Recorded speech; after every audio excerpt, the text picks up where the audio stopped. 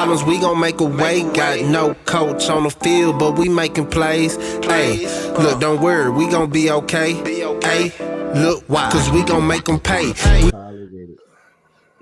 Well, we got a way better slate of games to watch this weekend on TV for Labor Day weekend. We got some primetime games on Sunday and Monday that we are going to cover here today. But first, let's start off with our Thursday night kickoff Big Ten matchup. We're talking about Penn State Nittany Lions with my boy James Franklin over there taking on the Purdue Boilermakers. And you all know these primetime games up in Purdue can be instant upsets a lot of times. But let's get right into it. This line opened up at -3.5 in favor of the Nittany Lions, and that line hasn't moved at all. But the total opened up at 58, and right now it's a lot of money coming in, or either odds makers like recognize they made a mistake. It's at 52.5 right now. Just kind of get to some of these trends for Penn State, and this is kind of all based on last year. We know there's they lost some players, some key players at that, and added some, but we're still going to get to the actual factuals. The unders hit 6 out of the last 7 games for Penn State. They're 2-6 straight up in the last 8 games, 10-4-1 against the spread in the last 15 games against Purdue, 9-0 straight up in the last 9 games against Purdue as well. And they're 6-1 straight up in the last 7 games on the road against Purdue. They're also 2-4 against the spread in the last 6 games against an opponent from the West Division. And they're 7-0 in the last 7 games played in the month of September. So this is typically their month when they get their little undefeated streak, and then everything comes crashing. Purdue, their actual factuals, they're 5-1 against the spread in the last 6 games. They're 5-1 straight up in the last 6 games as well. The unders hit 9 of the last 12 games when playing against Penn State, and there's 3-6 against the spread in the last 9 games when they were playing at the crib last year. And 1-6, like I said before, in the last 7 games when going up against Penn State. Now, the big injury news right now is for Penn State is Zahara Fisher. He is the linebacker. He is out indefinitely, and there's quite a few guys that are questionable and out for the season for Purdue. Like tight end Garrett Miller. Defensive lineman Lewis, both out for the season. Jalen Graham is questionable with a hamstring injury this weekend. Corey Trice, he's questionable as well with a knee injury. And defensive lineman Branson Dean is questionable as well. So let's kind of go up there. I'm going to allow our guest to take this one on. Mr. DJ Big Boss, if you want to start this one off, what are your thoughts on Penn State or Purdue if you cap this? And if I got you. You know, I talk back. You know what I'm talking about. Let's go. So James Franklin, 9th year versus Jeff Brom, 6th year. So 2 well-seasoned coaches going at it right here. Bad size of Penn State. Okay, they struggled rushing in 2021, 107 yards per game, 25 points per game. O-line still needs attention. Wide receivers running at basically about a few good men. But on the upper side of things, they do return quarterback super senior Sean Clifford, along with their number 5 and number 4 star recruits, Singleton and Creighton at the running back spot. So they do show some hope on offense, which is excellent. And on the defensive side of things, they do get Manny Diaz from Miami. That's a whole nother show on how you feel about Manny Diaz. And I guess that's really how you're going to look at this game, depending on what do you think the effects of Manny Diaz is going to be on the defense of Penn State, who let a few games slip away from him last year. But on the bad side of the defense, linebacker, only one returner. They definitely still need some attention in that area. And at defensive back, they still need some help back there as well. On the whatever note, you know, defensive lineman returned a couple from injury, game 5, and also a new recruit, Dana Sutton. He's a big guy right there, 5-star recruit. And then on the Purdue side of things, I see a little brighter for them. On the upper side of things, they returned quarterback Aiden O'Connell.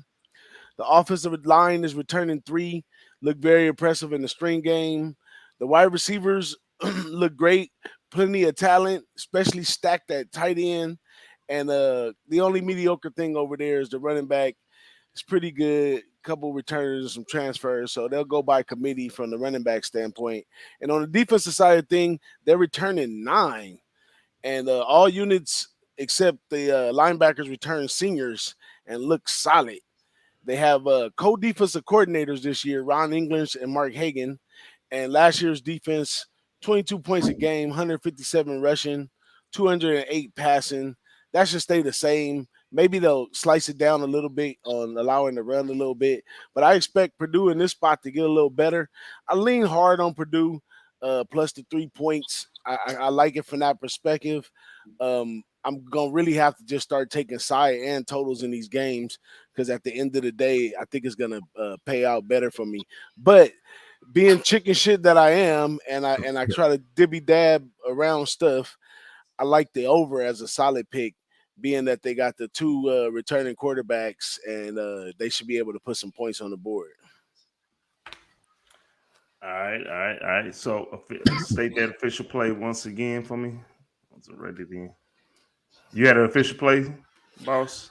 Oh, I don't got no play on this one, but I like I lean heavy on Purdue plus the 3, and I like the over better at the 2, but I probably won't make it to the window on this one.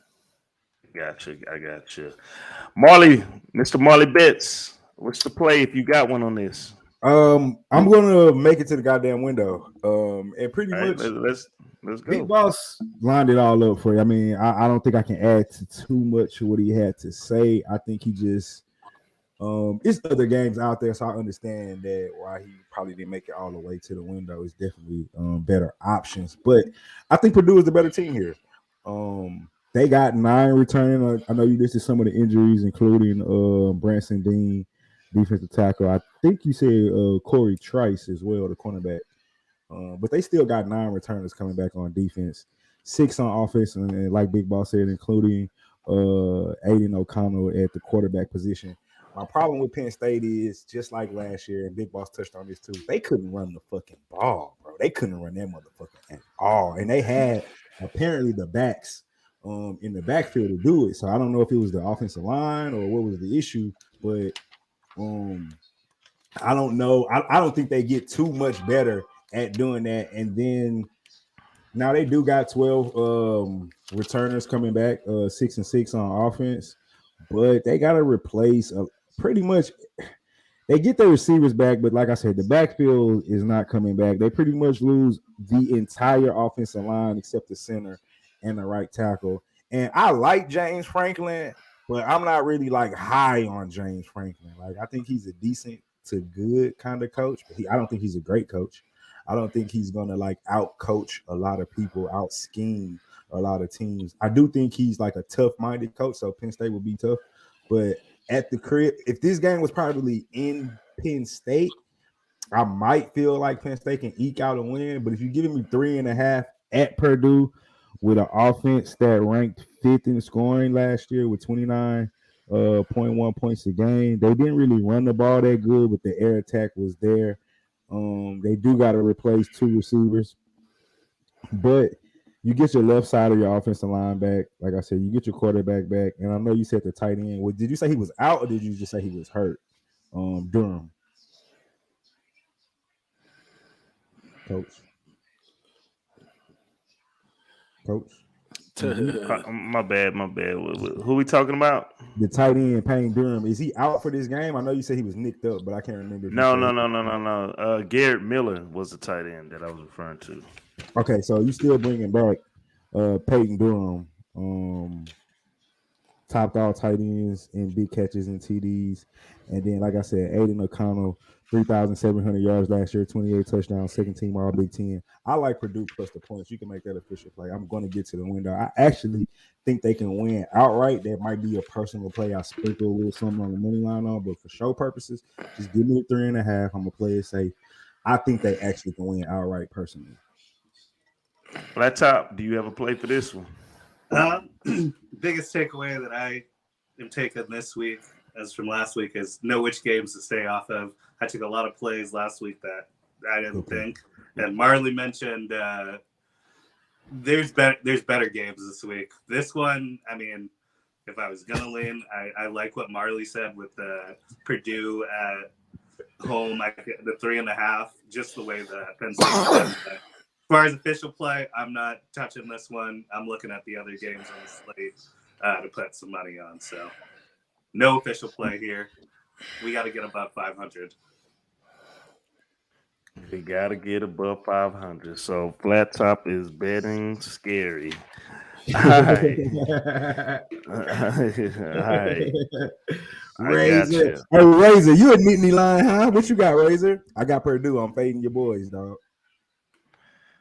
Well, y'all pretty much, I don't have to really, comment and throw out different little statistics and all that stuff like that, because y'all pretty much said everything. And just like last week, I had a lean, and I told that everybody was kind of looking at me crazy. I said, hey man, I like the Wildcats with that lean, not the full game, even though I didn't bet that way. I like the Boilermakers here, to be honest with you, and I like a money line. And like I said, you go to Purdue at night, primetime game, your ass might get popped. And I think James Franklin might be just a little too emotional, and Brom is going to pop. I like Brom. I like Brom since he was at Western Kentucky. Like, my guy could coach, and I'm going to ride with those 9 guys on the defense side of the ball that are returning. And you got the same quarterback coming back. Dude, give me Brom. I like Purdue in this spot. I like a money line. I know everybody going to look at me crazy, but we're going to see the games in 2 days. Give me Purdue. Give me Purdue with that money line. I just think here's another thing that's going on in Penn State, but I think I might have talked about this earlier.